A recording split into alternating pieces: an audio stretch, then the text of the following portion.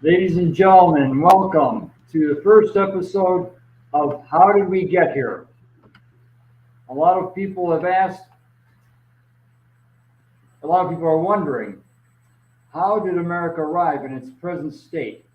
100 years ago, well, more than 100 years ago, people came in droves to the shores of America's East Coast, trying to find a better life. Over the past 110 years or so, it seems that there's been a degradation, not only in the quality of life, but in the spirit, the very spirit of America, and what it stands for, and the basic, the foundation on which it was built. It looks like the foundation is crumbling a little. And I hear it all the time from my European friends.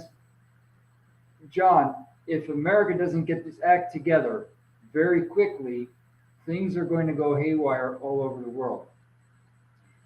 Not that they aren't in certain provinces and the states overseas, but we have to find out what we are doing wrong.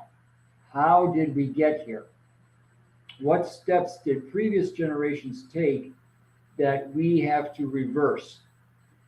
So drawing, if I may be so bold, I'm going to draw a little bit on the excellent work that John O'Loughlin and Professor Hamamoto have done the past 3 years, and try and get a handle, try and piece together, especially with a pinch of engineering and a pinch of management science, on what we can, how can we figure out what we need to do now that we did wrong in the past.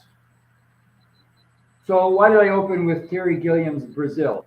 Because that's my second favorite Christmas movie, and my first favorite Christmas movie, as I've said before on previous broadcasts, is Chevy Chase's Christmas Vacation. The Terry Gilliam's Brazil has a lot of the confusion, of the what would you call it, the irony that we see in present-day situations. And later today, we'll talk about, on News Others Miss, we'll talk about one of them, the interesting case of Mr. Eugene Yu. So you saw the SWAT team coming down. Okay, this takes place in the UK, but we all are familiar with the type of scenario. There was a situation a few weeks ago in, I think it was Pennsylvania, where the SWAT team raided the wrong house at 3 a.m. And then they later apologized to the family, and I guess they made some kind of monetary reparation for the damage done. But the point is that how do we get to a situation where a group of 8 men, grown men, think that they can invade a person's home and not give any type of warning, or there's no process, no due process. Anyway, let's start here. When I was growing up, it took me a while to understand more or less what America was, the concepts, the base concepts that America was built on, the things that you kind of learn in civics class. When I was 18, however, I think it was at my high school graduation, my grandmother, Mary Helen Wilkins, nee Rigwalski, said, "This is not the country I grew up in." Okay, that was kind of earth-shattering for me.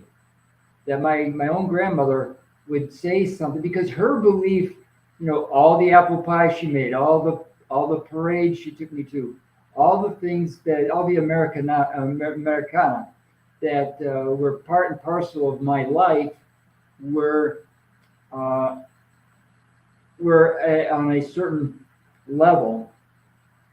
And then my grandmother, with that one comment, kind of brought it down a little, or made me think, hey, maybe maybe there's something not quite right with my picture of America or my understanding of America. And so it's taken me a good 38 years to understand what are some of the problems that we're facing. And John O'Loughlin and Professor Hamamoto have done a fantastic job of uncovering certain pieces of that puzzle. But I want to add my own little twist, starting with the situation in Europe. And you've heard me talk for the past year or past 9 months about the Europeanization of America. Okay, and mainly I'm referring to the past 15 years, but I want to go back to 1906, more or less, and look at what was happening back then. Because most of us, most Americans, either most Americans were the grandsons or great grandsons of immigrants from Europe between the period 1870 and 1920. So most of us have a very, certainly a westernized, if not European, late 20th century European view of the world. Okay. So if we look at the fact that Europe is crumbling rapidly, and look at how bad it is. In Italy alone, we went from a GDP, inflation adjusted, of 58,000 per capita in 1988 down to, I think it's something like 19,000 today.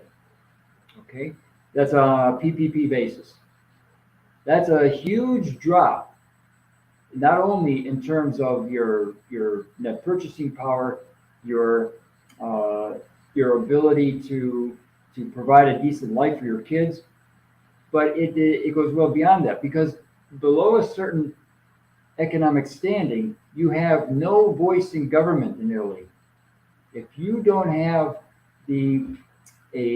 at least a lower middle class standing in society, you do not have any way to get your message across to government officials. So it's important to look at what has happened in Europe, because Europe has always been 10 to 25 years, depending on what subject you're talking about, ahead of America in its decline. If you want to call it decline, some people would say it's an advance because we're moving towards a more fluid, gender happy,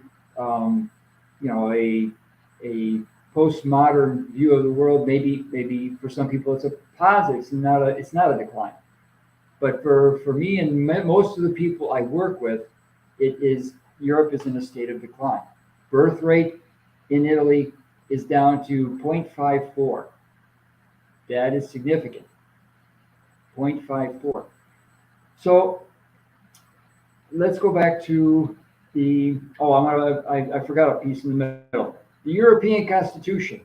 I think some of you have already heard me say it 3 or 4 times, but the American, I have a pocket copy of the American Constitution here. It's very thin. It's maybe 20 pages, and it fits right in my pocket. And the American Constitution talks about the rights of the individual in confront with the state, in front of the state.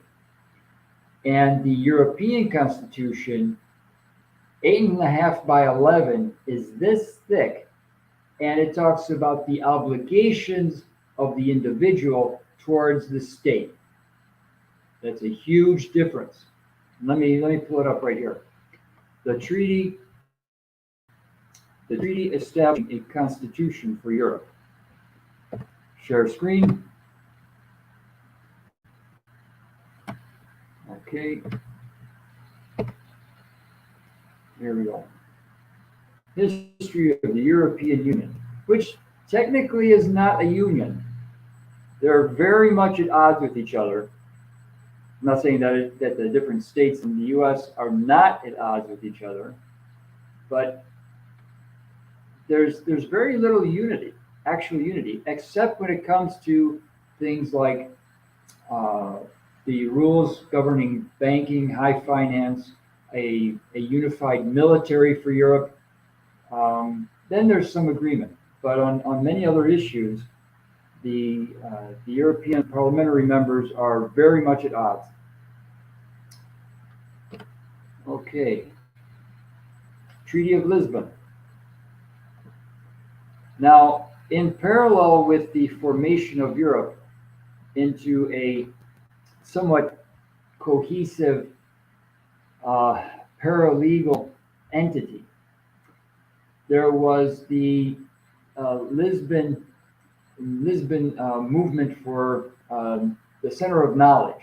I should say the movement towards a knowledge-based society. Why? Because prior to roughly 1830, much of our production, our economic well-being was based on land. And how much output you could get from a square acre of land was based, it was limited by knowledge. We were knowledge limited as a society, or at least the bottom 95% were. That's why some people made incredible sacrifices to send their kids to college, usually the first or maybe the first and second son to college, because in the hopes that with the increase in knowledge, they would bring back tools and methods to improve the productivity or overall effectiveness of the operation, of the farm or of the textile mill, whatever it was. We are no longer knowledge limited, especially with the internet. This freedom from not having the required knowledge to expand our horizons, to improve our life, to accelerate growth, to improve the yield. Let's say wheat. The yield on an acre of wheat has gone up by 3.5 times in the past 120 years, thanks to all of this, the easily shared information, libraries, etc., and so on. Not being limited by the scarcity of books or by the lack of access to schools, we can now really imagine a better future. The problem comes in when certain busybodies in Europe decide that they are going to hold all the factors of production and set up these tribunals or these working groups such as Lisbon to take everybody towards a better, brighter future. Okay, now let's jump back one more time to the early 1900s here in America.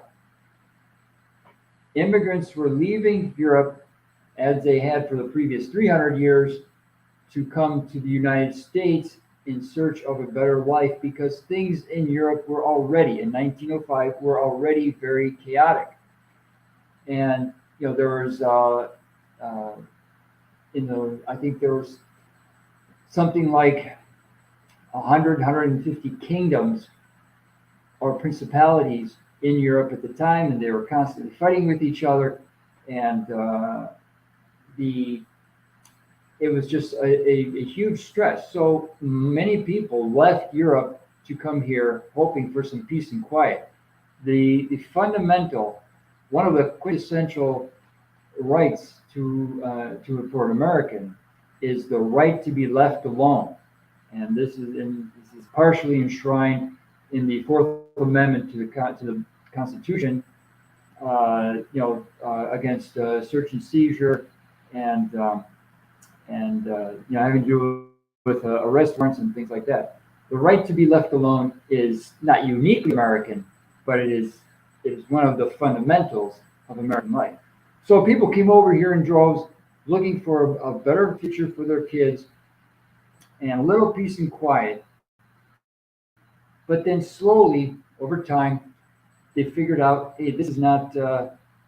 They understood that the powers that be back in Europe, where they had just left, those powers were slowly infiltrating America's institutions. Okay, and John Lawson has done an excellent job talking about the influence of the banking, European bankers into places such as Wall Street. And I'm not going to cover that topic. I'll leave that in his capable hands. I want to talk a little more about uh, the the areas of thought control, about how certain people made sure that what Americans were reading, the newspapers that they were reading, and later on the radio and the television, were very tightly controlled, and even more so, how the school books, those back in the early 1900s, kids had these little books that they would use for studying. They would be passed on from brother to sister within a family, and some of them even arrived to me. I had some of my great grandfather's school books. The those were there was an effort. They weren't 100% successful, but there was an effort even years ago to make sure that the content of those books remained within certain bounds. And it's perhaps this is one of the factors that has slowly led to what some would call a decadence in America. It, a perfect example is the drag queen story hour. And I know other people have written books about the topic, but the it's very hard to point to a discrete event or a discrete group of people and say they're the ones that did it, because it is all of us that have slowly accumulated a our we cannot blame necessarily the boomers. The boomers as a group have had their difficulties in adapting to a rapidly changing system. We have our life became much more hectic. They were practically forced to use credit cards and to go on to 30-year mortgages, and their life became much more stressful. And yet the boomers there were opportunities for every single individual boomer to step back and say, wait a minute, I am going against everything that my grandparents worked for and came to this country for. What am I doing? What am I doing getting a 30-year mortgage? Okay. So this series, I think I'm going to do one a week, about 40 minutes each. This series will start around the turn of the century, between 1800 and 1900s, and slowly look at what tiny steps were taken year by year that each demographic found itself more and more pulled into this globalist state of mind and this globalist way of viewing the world, not only the economic world, but also the world of family, extended family, the churches, and the metaphysical. And there's going to be I'm going to step a little bit on Professor Hamamoto's territory and possibly screw it up. But I think that my perspective, having lived for 32 years in Europe and having actually dealt with the grandsons of some of the famous billionaires and power brokers, it does have some bearing on certain aspects of this trajectory that Americans have gotten into. Because if we cannot reverse the process until we understood exactly how the process began and how it's evolved and how everyone is, to use going back to the Terry Gilliam movie, Brazil, we're all pretty much actors in this movie, but sometimes we take turns and someone goes to be the guy behind the camera, someone's in the sound booth, someone's doing the lighting, someone's doing the security on the outside of the studio set. We are all players. Now, Zbigniew Brzezinski often made an analogy to that of a chessboard. He talked about the chessboard in the Balkans. He talked about the chessboard in the Middle East. He talked about the chessboard in Northern Africa. And so we're going to use very often this analogy of the chessboard as we go through this series.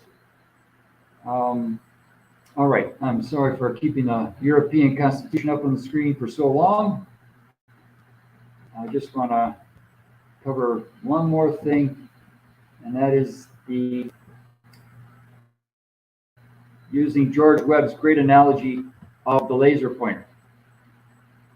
I'm sure you've seen at least 3 or 4 times the video that George did, where a kid is using the laser pointer to drive his the household it's probably his mother's cat. He's driving the cat crazy using this laser beam.